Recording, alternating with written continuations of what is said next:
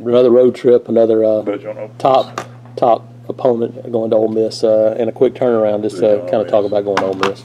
Top 5 team, an opportunity. We play tonight. We hit the road tomorrow, and right back in SEC play. But I think we're so excited with school being out and continuing to work and focus, and we're just trying to play our best baseball now. And hopefully, we've built some confidence back. You know, I know it's chronicled where we've won 11 of our last 13 and just did a run of 9-3 in the league, but I don't want to forget about the 4-8. I thought that's where we found our team, you know, with pretty much 3 of our 4 coaches being new and half of our ball club being new. I thought the 4-8 allowed us to find ourselves, and then the pitching's really picked up, I think, by getting Andrew Mitchell and Cody Greenhill back. But again, a top 5 team, a great opportunity for us, but we still have to do more.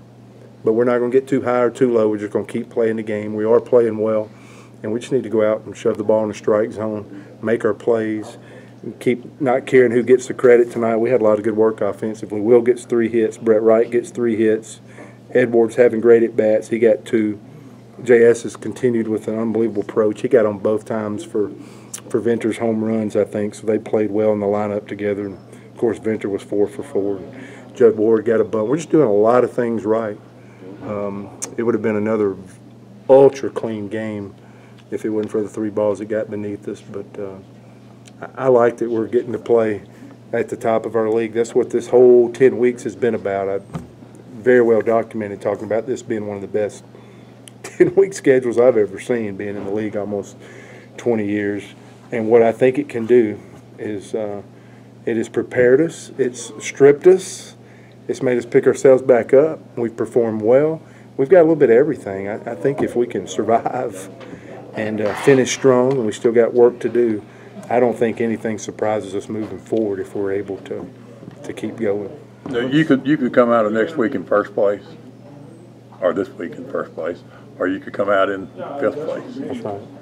That's right. Is that kind of, what does that kind of do as you look at it? I think it's that roller coaster again. I think we've got to try to go play our best baseball. When we got a chance to win, go for it. But I just, yeah, I think it's crazy. If you it just makes you crazy if you think about all the scenarios. We're going to play 3 baseball games and play as well as we can and stay loose, but stay resilient and stay together. Let the chips fall where they may. I've been kind of echoing that to our club and encouraging us to do that. And that's us. That's the best version of ourselves. The team's doing a good job. They're not umpiring. They're not focusing too much on the other team. We picked it up, played better on the road. I'd like to see that continue because we've played at some tough venues. You start going to Arkansas, who's 27-3 at home. You go to Kentucky, and it's not over 30 degrees the entire weekend. You go to Ole Miss, they're going to be in graduation and wide open. We just got to keep playing good baseball. So hopefully all these things are preparing us and sharpening us and making us tougher as a ball club. Where you go with the boys about winning the West? I mean, that would be something. The first time in 2010, something that maybe they were told during their recruiting process. Well, that just doesn't happen at Auburn. You know, we're just trying to be the best version of ourselves. Yeah, we're trying to win the West. We're trying to win everything that we possibly can. I've always said it. I've told this group for 2.5 years like a broken record. People don't fail because they aim high and miss. It's because they aim low and hit. So for us not to be shooting for I want us to win a championship. Whether it's the West or whether it's the next step, a tournament, I want this program to win a championship. And that one's, I think if you're a game out, if you're a competitor and you're a winner, well, I don't know why I would not set our team up to go for that. Yeah, absolutely.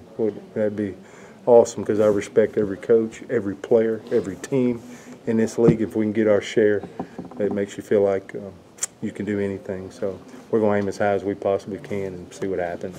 Will you go with Davis on Thursday, and if so, what are you looking for? Yeah, I'm looking for a great outing. He's got 20-plus starts in his career. He has been went back in the shop or the garage, and he's been fine-tuning and worked. We really love the inning that he threw Sunday of Game 3.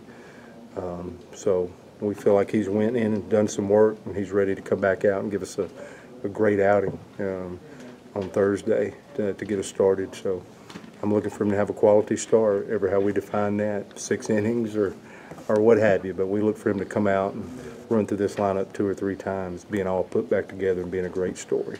Who'll be behind him? Do you know that? No clue. What do you? I mean, you know, Depends on the circumstance. absolutely the score, where we're at in the ball game. But you know, I think Elliot Anderson's available to us. Cody Greenhill's fresh.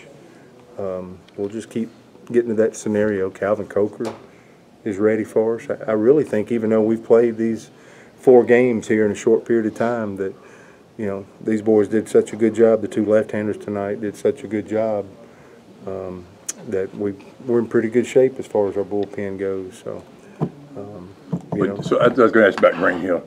So Yeah. you would pitch him Thursday night if you needed to? if I got a chance to win, we would. That's who our ball club would want on the mound if we got a chance to win late on any of the games, because I don't know if we're going to be up or behind the 2nd or 3rd game. If we get a chance against a great Ole Miss club to be up and we're, you know, 9 or 12 outs left to go in the ball game, I mean, he'll be in there. Which the dumb question on Davis is that he comes in Sunday in that 9th inning, and he knows it's a short 1-inning stint, and you see the velo back to 95, 96. Quite frankly, where it kind of was at St. James. When he was getting recruited. Yeah. Is there something mechanically that has changed with him to allow him to do that, or was that a short stint where he could just come out there and, you know, blow everything he's got in that 1 inning, and that's why you saw the velo where it was? Yeah, I think I want him to pitch that way. Okay. Even if that shortens his outing, I think that's the best version of himself, what he's been working on. Mechanically speaking, because we're not so caught up into that, but there has been with his front side, we haven't done anything with his throwing arm or anything with the landing. So I always try to not fool with that if I can help it, the throwing arm or the front foot land. We think the 2 teaches can come from the glove or the post leg.